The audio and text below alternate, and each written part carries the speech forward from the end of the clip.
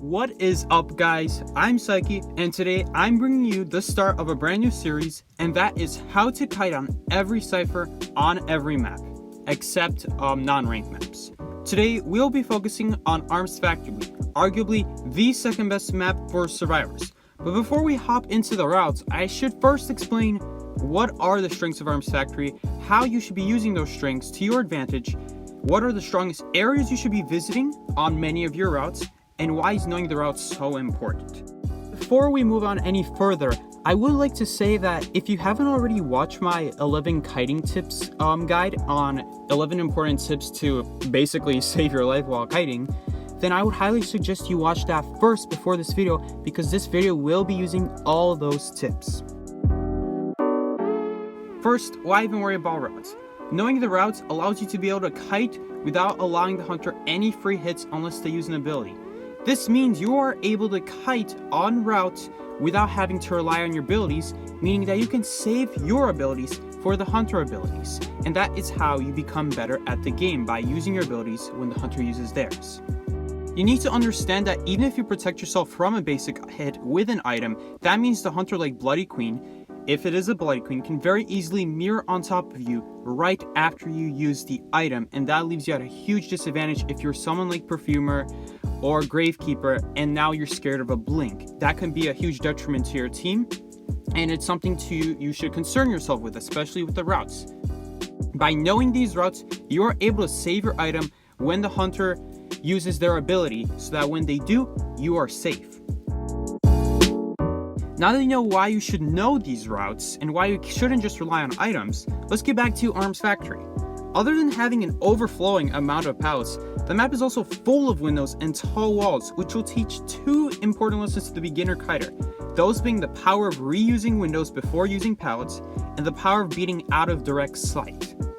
In many situations, if you have to choose between a good window and a good pallet, you should almost always absolutely choose the window, since they promote saving pallets, which is therefore more efficient and will translate into a longer kite. As for the walls, many hunter abilities require them to have direct line of sight on you in order to accurately aim and time their ability. If you are behind a wall on Arms Factory near the center of the map, let's say, and there's a violinist trying to throw a note, it is highly unlikely, unless they have peepers, that they'll be able to hit you through, because they do not have direct line of sight. By walking around those tall walls, you make it difficult on the hunter to cut you off using abilities, because they can't see where you are. So they'll have to be forced to follow your footstep trail, and that's good for you. Now, let's move on to the multiple areas of Arms Factory. I've kited on Arms Factory since August 2018. That's when I started the game. And in general, Arms Factory is very forgiving with what route you take due to the sheer amount of pallets and windows. Meaning there isn't just one way to kite. I want to make that clear. There is not just one path, not just one way to kite right. However, I will say that there's no doubt routes that are simply more dominant than others. In general, if you want to know the strongest place where you should kite as a survivor to give yourself the best chance of getting 3 ciphers done, you should kite at Arms Factory. Arms Factory is the best place to kite as a survivor because of the way you can loop the windows. It's very important that you understand how you efficiently loop those windows and you don't leave Arms Factory too soon. We'll go over that in more detail later. But for now, let's go over probably the most important route of Arms Factory that connects pretty much almost every cipher on the map except on the corners. And that is what I like to call the golden route of Arms Factory. The golden route of Arms Factory is a route that is very simple. The goal is very simple. Take the safest but also most consistent routes of Factory. It is single-handedly one of the strongest routes in this game because of the way it reaches so far across the map and how it leads you straight to the strongest area of the map. The golden route not only connects to the Arms Factory, but it also connects to Ruins and Shed, which are also one of the strongest areas on Arms Factory, therefore making this one of the best routes in the game that you absolutely need to know if you are kiting on Arms Factory. Your kite can continue to go even further past Factory,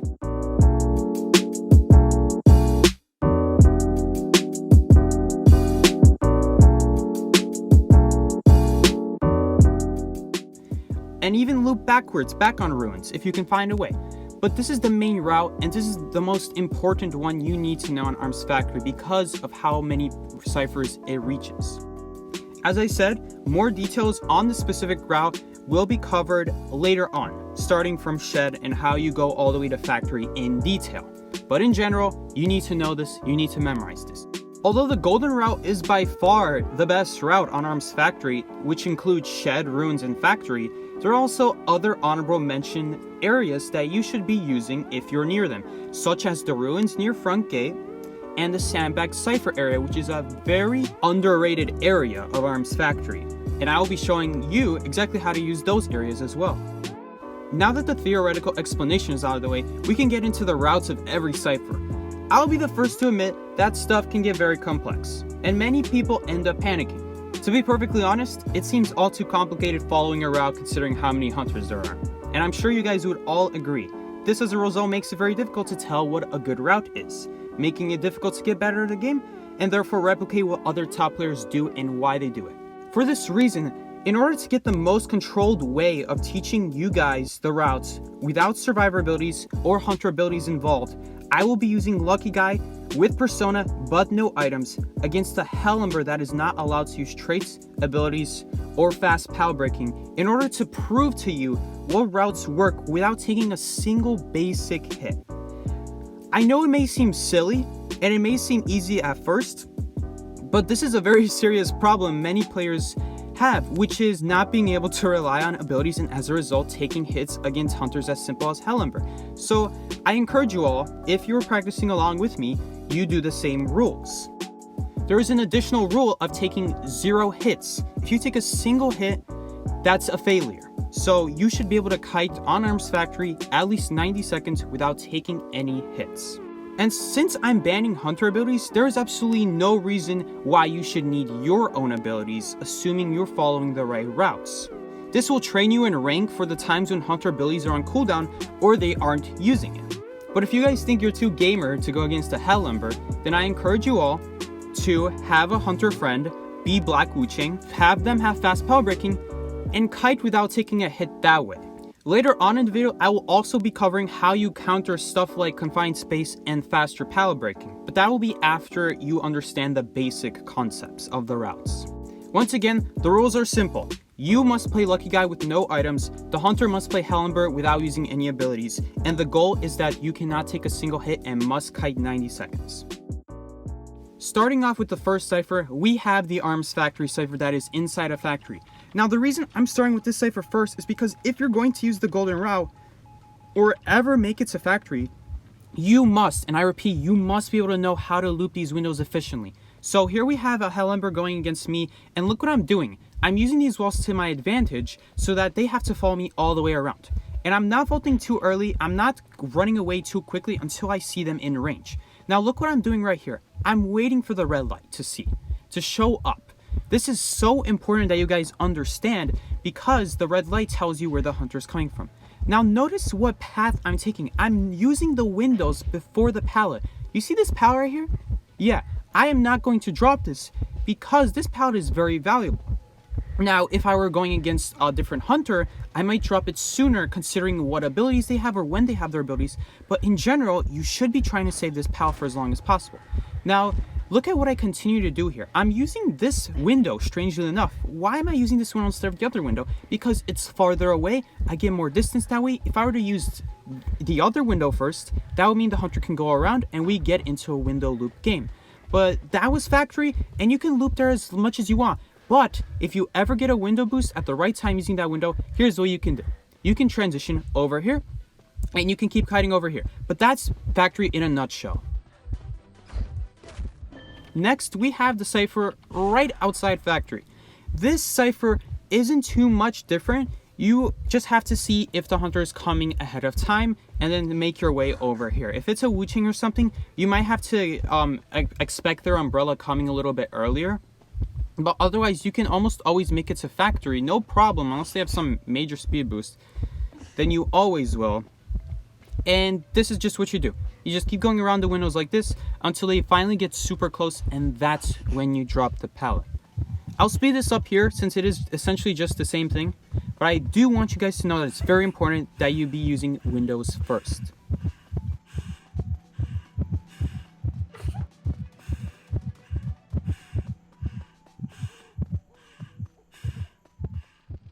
Now that you guys understand how to effectively loop factory, let's go over the golden route. The golden route begins at shed, goes through ruins, and finally ends at factory. The first step is recognizing, is the hunter outside the shed or inside the shed? If they're outside the shed, go inside, drop the pallet, vault this window for a speed boost.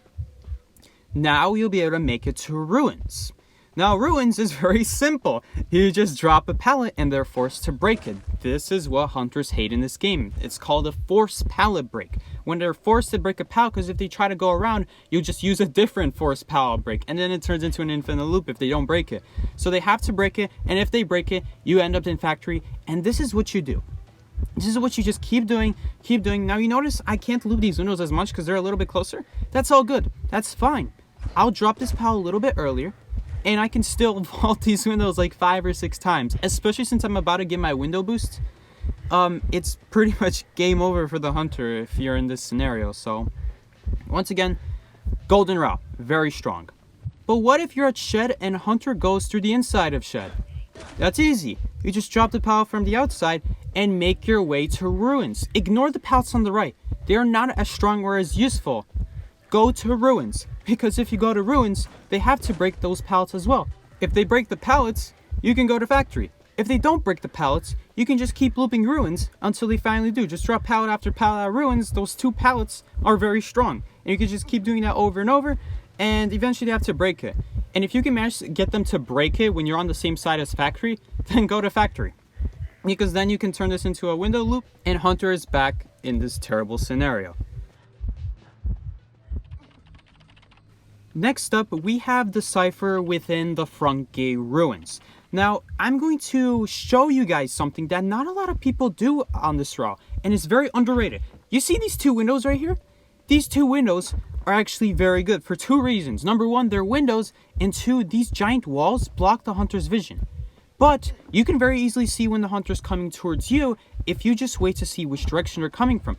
And this wastes so much time at the beginning because it allows you to use windows before you have to use the pallets. And you guys will see me do this against even hunters like Bonbon, because Bonbon has a very difficult time throwing bombs across these walls because you can very easily go around the window just as they go around the window. And if they vault the window, then that's even better for you. Finally, when the Ember is finally starting to catch up, that's when I go back to these windows and I just start doing the same thing. And you can kind of start doing, you can just kind of keep doing it. Now, I think at one point, they try to go around, and you see what I do with the window this time? This time, I go in this direction. I didn't go straight to the window because I'm trying to worry about what if the hunter goes around.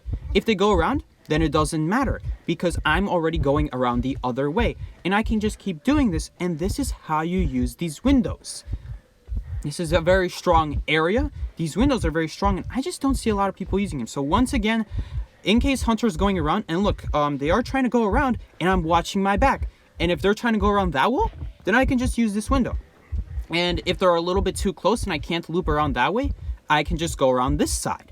And I can just vault this again. And it requires you to be able to know, to be able to recognize, will I be able to make it to the window if I go around this direction? Or do I have to take a specific other direction if they're trying to cut me off? And that's how you use the area in general.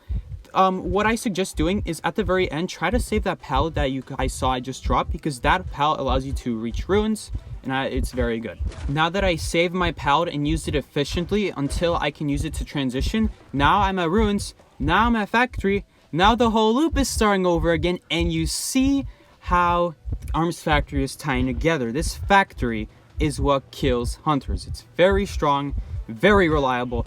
Always try to make it here if you can. I'll speed it up from here, but it is essentially just the same thing.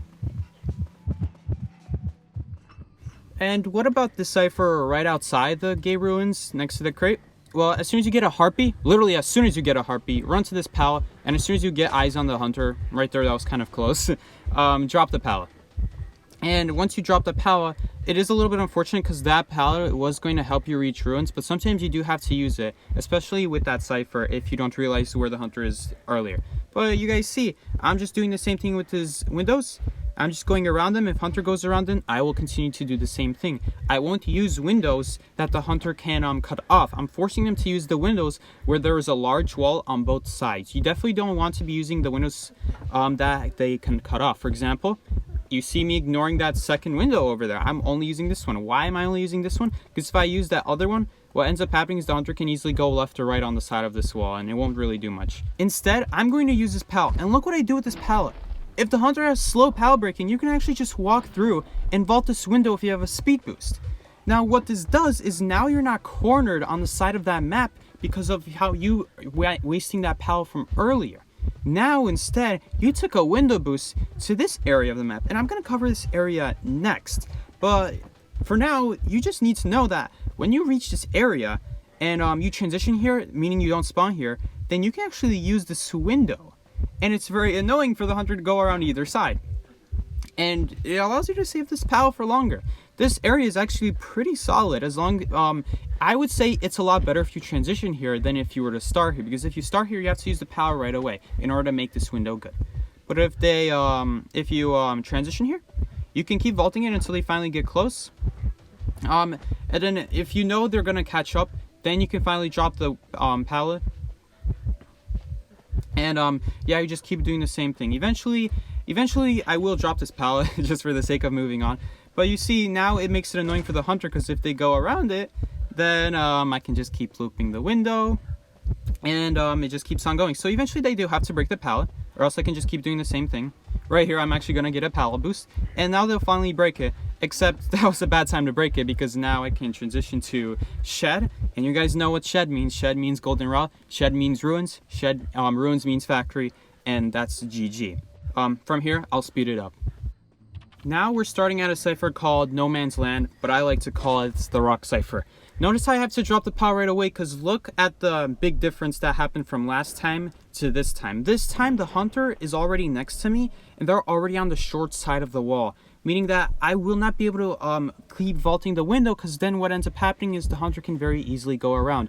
So in order to make this area work, I have to drop the pallet right away. However, if they try going around the pallet, then you can actually keep looping the window area and keep vaulting until they finally decide to break the pallet, and then you can transition. If they break it, I can go to another area. I can go to front gate ruins, I can go to regular ruins, or I can go to shed, depending on which side I am when they break it on. But as you guys can see, you can just make your way to factory if you made your way to ruins, and the golden route begins again. The golden route, by the way, doesn't have to start at shed. It can start at ruins, it can even start at factory. But the point of the golden route is to reach factory. You must know that about this route. Besides that, I'll move on to the next cipher. This right here is the middle cipher of Arms Factory. This is a very dangerous cipher, but watch what I do to make it safer. I drop this pallet. Why do I drop this pallet? There's literally nothing here. That was like my only pallet to use and hope I stun the hunter. But there is a better way. Let me show you. What you have to do is that when the hunter approaches you, you vault this pallet for a speed boost. Then you use that speed boost to go to the front gate ruins. Now you have these pallets to work with, you have these windows to work with. Before you had nothing in the middle. But now that you managed to transition your way out using a pallet boost very effectively, now you can do what I showed you guys earlier, what I taught you guys earlier at the cipher, and you can apply this here. It's the same thing, but the only difference is there's a different starting area. And yes, even though you can get out of the starting area relatively easily, I still would not recommend you start at the cipher because of the fact that you have to use the pallet boost right away. You typically want to save it for later in your kite when you're trying to transition to a stronger area than this, such as factory. But this is what you have to do, and if you're not a forward or mercenary or someone that the hunter doesn't want to chase, I would recommend you decode a different cipher than this one, so that you give yourself a better starting position than this. Either way though, my job is to just show you how to get out of every cipher or how to kite at every cipher. Sometimes you stay there, sometimes you leave. But either way, the goal is to just get to a better area than you started with if it's not good enough. You guys are actually going to see here at the very end, I'm going to do the same thing as I showed you guys earlier. I'm going to drop this pallet, I'm going to make it to ruins, except look at this. This time the hunter's a little bit closer, so I wouldn't make it to ruins. But guess what? This pallet is dropped. So because this pallet is dropped, I can just barely make it to ruins. You will have to do a pallet stun though, and you do have to watch out if they swing. But if you're afraid of that, you could also just go towards the shed pallets and do it that way. However, if you think you can get the stun off or you'll make it in time without a stun, go and use this route. Now I'm going to show you guys how to kite from the most dangerous Cipher Arms factory. I do not recommend you kite here because this is a very dangerous area and it will not work against meta hunters, only against Hell Ember. But if you start here, I would recommend you drop that logs pallet first, because now that you drop that first one, the hunter can't easily go around. If they try to go around, you can keep vaulting the pallets, or you can make your way to shed, or when they break it, then you can make your way to shed, and then you can do the golden route. But still, do not decode that Cipher, because a meta hunter with meta abilities, with abilities that can hit you through walls, it just won't work well, especially since you put yourself in a corner and have only one way to go, which is shed, and the hunter is blocking that way. So you literally have to hope they break the pallet from a certain direction. By the way, you should also drop this pallet right here, because in case a teleport happens, you would be able to vault it for a boost and get to the other pallet. I don't know why I didn't drop this. Right here is Sandbag Cipher, right outside the back gate ruins. First thing first is see if the hunter is coming for you. If you see a silhouette from far, get out of there and go right over here behind this window. Why do I go behind this window? There's two reasons. First, I want to separate myself from the hunter as far as possible from the direction I saw them from. And two, whichever direction they go on, now I can vault the window and still get an efficient boost out. Now, a lot of people underrate this area, but the reality is they're just not using it right. If the hunter goes around the windows you vault, you need to go around them as well. If they do vault the window, then you need to move on to the next window. This area requires fast thinking. Now, once they finally start catching up, that's when you use the pallet. But otherwise, you need to save it. And remember, I'm at a slight disadvantage here because Hell Ember is the fastest window vaulter in this game. Maybe Valence and Clown are faster, but he is one of the top 3 fastest vaulters in this game. So remember, you should be using the pallets only when you need to. The rest of the time, use the windows. Now, this isn't exactly a route, but I just want to show you what not to do in this area. A lot of people will vault this window and then they'll just go to the closest window. This is not a good window to go to because look at what kind of situation I put myself in. Now the hunter's on the short side of the wall and they can very easily just go around. I know this isn't a Hell Ember, but Photographer doesn't have any good abilities, and I do want to show that any hunter with a good hitbox will easily be able to hit you through this window and maybe even terror shock you if you mess it up that bad. The point is to tell you guys that you shouldn't use this window if you vaulted that last window from that side. There is a way to use this window. This is just not the way. And I'll show you guys later how to use this window better. Now we're decoding the cipher within the back gate ruins. Now this is a little bit easier because you already have this window right next to you. So the first thing I do is I wait by this wall. See which side the hunter is going for, because that is the first thing you should be doing. Because now this wall makes it very difficult for them to go around. So most of the time they'll just vault it right away. If they vault it right away, then you go to this window next, and so forth. You use this pallet next, and you want to drop this pallet as soon as you can because this pallet may be used on later to get yourself out of this area, and I will show you guys later the one way you can get out of this corner area. Now once the hunter gets a little bit closer, then you can finally use the pallet, but you see I'm still deciding to use the windows because I don't need to use the pallet yet. So finally I will decide to use the pallet. The hunter is catching up to me, and it is Hell Ember, so he is one of the fastest window vaulters in this game. If you're facing a different hunter, it probably won't be Hell Ember. It probably will be some hunter that will vault windows pretty slow. Now, notice how I'm going around the wall here. I don't want to vault it too early because then he can go around the right side and cut me off. I want to force him to go on around the long side of the wall and so forth. Now, you guys see right here, I'm doing the same loop, and I'm going to get a window boost right here. Not a window boost, pallet boost. And look what I can do. Now I got to ruins. And that's great. Now, you can only get to ruins if they decide to break the pallet. If they went around, I would have to go back and do the same thing. But I do want you guys to note that this is the one and only way you could possibly get out of that area. Otherwise, you need to keep kiting there, because if you try to get out, you will take a hit. That's a guarantee. That's the only way to get out. But even if they go around like they did in that last clip, you would just go back to the windows. Now right here, this is a different shed cipher, but a lot of people have trouble with this one because the window is so close to the wall. Let me show you what to do. Go on this side of the wall. Force the hunters to follow you on this side of the wall, because now you force the hunter onto the long side of the wall. This is very important that you guys do, because now it makes it very difficult for the hunter to try to trick you into the wrong path. Plus, you're guaranteed to get a good use out of your window boost, because then you make it to shed. You're basically moving the hunter out of your way so they're not blocking shed, so that you can make it to shed. It's a big brain play, I know, but you guys should be doing this. Now you can loop the shed as much as you please. It is a Ember, so I'm just looping him with his window nonstop. But if it were a different hunter, you want to drop the pal a little bit sooner. And since you don't have your window boost, you do need to force the hunter to vault. Wait for them to get a little bit closer before vaulting, and then once they do vault it, then you can make it to ruins. If they made you vault the opposite direction, you're gonna have to use those pallets next to the shed, right outside the shed pallet. But this is the best case scenario, and if you do get this best case scenario where they vault on the side where you can go to ruins, then you can go to a factory and the whole thing starts over again. So it's very important you guys know, always go on the back side of that wall for that cipher so that you are at the advantage.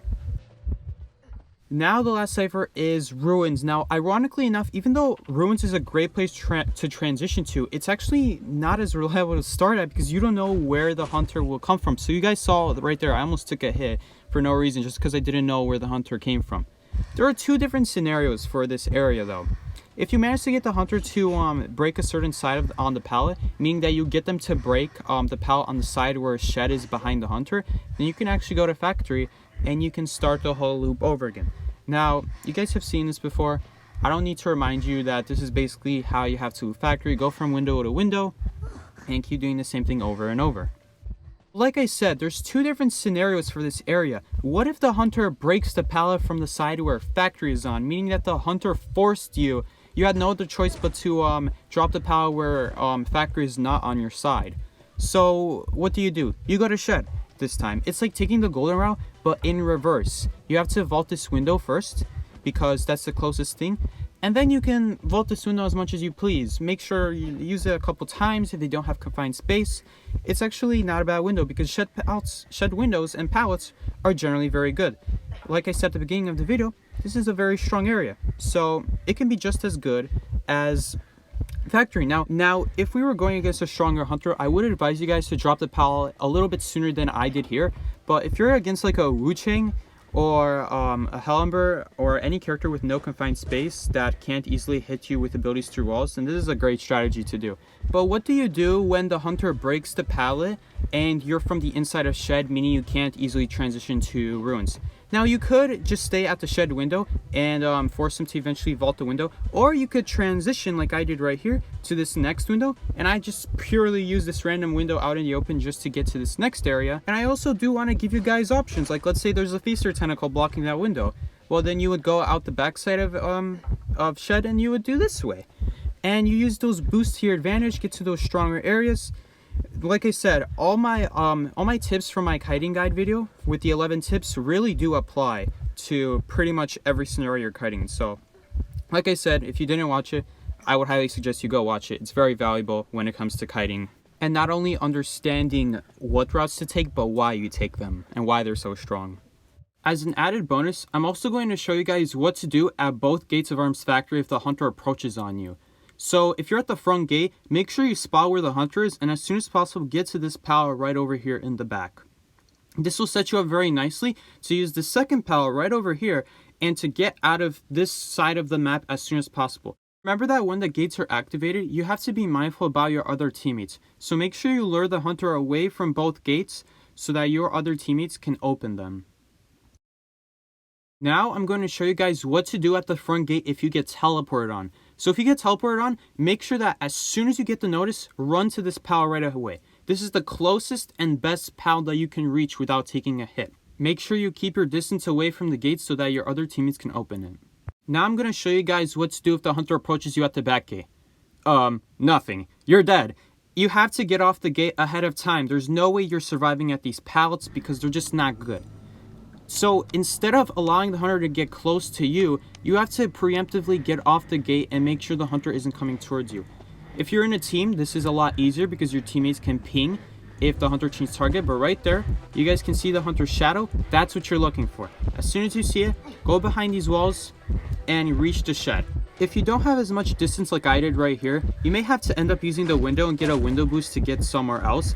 But really, anywhere works as long as you're not dying immediately and can buy a few seconds for your team to open the gates. Now I'm going to show you guys what to do if you get teleported on at the back gate. But first, pay attention to this pallet that I dropped ahead of time. You need to drop that ahead of time because when you get teleported on, your only chance is to use this pallet and get a pallet boost to these 3 pallets over here.